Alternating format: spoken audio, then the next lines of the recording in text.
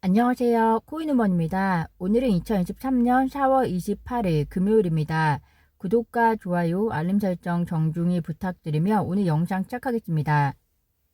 3일 연속 공포 탐욕 지수가 올라가고 있습니다. 오늘은 어제보다 5포인트 오른 64를 기록하면서 탐욕 단계를 이어가고 있는데요.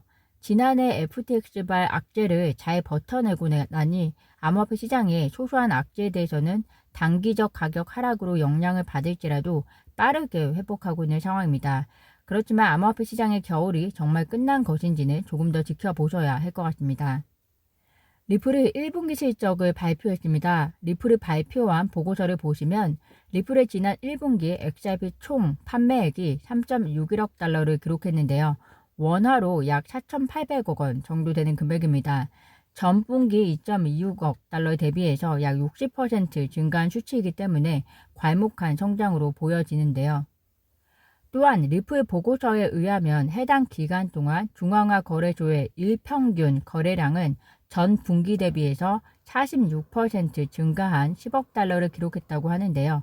이는 리플이 잘해서도 있지만 워낙 지난 분기가 암호화폐 겨울이라 부를 정도의 시장 상황이었다면 그와 비교해서 이번 1분기 말에 소송에 대한 결과가 나올 것이라는 기대감이 반영된 결과이지 않았을까라는 생각이 듭니다.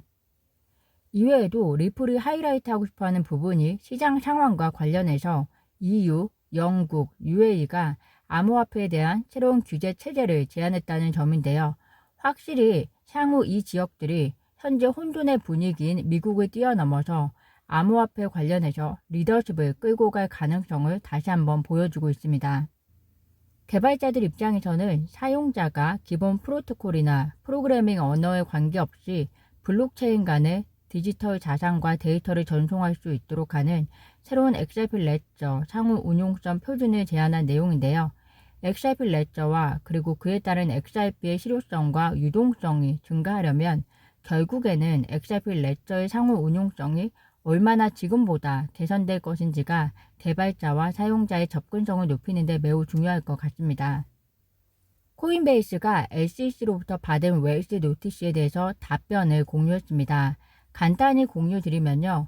SEC는 상장 당시 코인베이스의 사업에 대해서 SEC와 자세히 논의를 했었다. 그리고 지금 달라진 것은 없는데 왜 지금 와서 웨일스 노티스를 줬냐라는 이야기로 얘기를 하고 있고요. 또 SEC는 규칙이 명확하다고 암호화폐 업계에 주장을 하고 있지만 그렇지 않다. 현재 CFTC와 SEC는 상반된 견해를 발표하고 있다. 또 법원조차도 SEC의 지침 부족에 의문을 제기하고 있고 그리고 SEC 자체는 바로 지난주에 의회에서 기본적인 질문조차 대답하지 못했다라고 얘기를 하고 있습니다. 맞는 말인 게 CFTC는 현재 암호화폐의 관할권이 CFTC에게 있다고 주장을 하고 있고요. SEC와의 사이에서 관할권을 차지하기 위해서 날을 세우고 있습니다. 또 규제기관끼리 서로 관할권을 우기고 있고 또 의회는 의회대로 청문회를 진행하고 있지만 공화당과 민주당 간의 방향성이 모아지고 있지 않은 상황에서 무슨 명목으로 SEC가 규칙이 명확하다고 이야기하는 것일까요? 이 와중에 게리 겐실러 SEC 위원장이 SEC의 암호화폐 거래소 규제에 대한 입장을 밝히는 영상을 업로드를 했습니다. 이는 코인베이스의 SEC 고소 이후 나온 것으로 코인베이스가 요청한 청원에 대한 발언이라고 평가가 되고 있는데요. 겐실러는 거래소들은 현재 명백하게 증권을 마케팅하고 판매하고 있다. 강아지를 금붕어라고 부른다고 해서 실제가 바뀌지는 않는다. 암호화폐 플랫폼에서 다루는 투자 계약은 증권이다. 법은 그들이 어떻게 암호화폐를 부르는지에 대해서 관심이 없다. 암호화폐가 실제로 어떤 것인지에 주목할 뿐이다. 라고 이야기를 했습니다.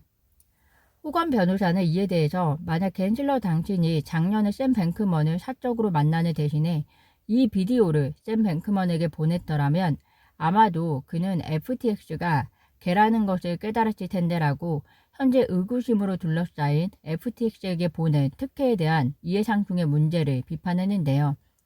그렇게 떳떳하고 할 말이 많으면 영상이 아니라 청문회에 나왔을 때 답변을 잘했으면 좋았을 텐데 하라는 답변은 못하고 또 새로울 것 없는 내용으로 구성된 비디오만 찍고 있는 것인지 궁금합니다. 또 큰일 날 소리 아닙니까? 겐실러는 법원이 그렇게 이야기를 해주고 있다라고 하는데요. 어떤 법원이 그렇게 정의를 내려줬나요? 하다못해 케이스가 다 다르다고 하더라도 6건의 대법원의 판결 중 5건에 대해서 패소한 SEC가 법원도 아니고 규제기관 자격으로 법원이 허락한 적 없는 그런 발언을 했다는 것 자체도 투자자에게 잘못된 정보를 제공했으니 기소의 대상이 되거나 해임의 대상이 되어야 하는 것이 아닌가라는 생각이 듭니다. SEC 위원 중에서 어떻게 보면 친암호화폐 성향으로 유일하다고 볼 수도 있는 헬스터 피어스 위원이 SEC와 리플 간 미등록 증권 소송과 관련해서 관할권 확대를 위한 SEC의 욕심이 리플과의 소송이라는 결과를 초래했다라고까지 지적을 하고 있습니다.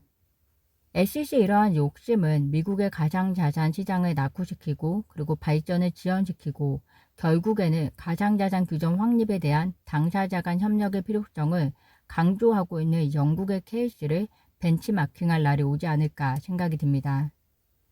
암호화폐 보험 플랫폼 이더리스크가 스테이블 코인 USDC 가격이 24시간 이상 5에서 20%대의 디페깅이 발생할 경우 보험금을 지급하는 보험 상품을 출시한다고 합니다. 보험 가입자는 USDC가 20% 하락할 경우 전액을 보상받고요. 디페깅이 그 이상 심화되면 최대 20%까지 보상을 받게 된다고 합니다. 보험 상품은 사실 절대 이득이 없는 장사는 하지 않기 때문에 아마도 스테이블 코인이 향후 더 활성화될 거라는 예상이 보험 상품 가입자로부터의 납입액이 보상금보다 훨씬 크다고 판단한 것 같습니다. 미국 1분기 GDP가 발표가 되었습니다. 전분기 대비해서 1.1% 성장했다고 밝혔는데요. 이는 시장의 예상치 2%를 하회한 수치입니다. 비록 하회하긴 했지만 GDP 자체가 플러스인 수치이기 때문에 성장세를 보여줬다는데 미국 당국은 큰 의미를 두고 있는 것 같고요. 특히 개인 소비 지출의 상승세는 약 3% 정도 되기 때문에 경제가 안정적이라고 판단하고 싶어 하는 것 같습니다. 그렇지만 최근에 미국 당국의 입장과 이렇게 호의적으로 보고 싶은 미국 당국의 입장과 그리고 연준 경제학자들의 입장이 다르기 때문에 투자자 입장에서도 방향점을 잡기가 어려울 것 같은데요. 추가적으로 발표되는 경제 지표를 통해서 통합적으로 판단을 하셔야 할 것 같습니다. 오늘 제가 준비한 소식은 여기까지입니다. 오늘도 영상 시청 진심으로 감사드리고요. 구독과 좋아요, 알림 설정은 코인 우먼에게 큰 힘이 됩니다. 감사합니다.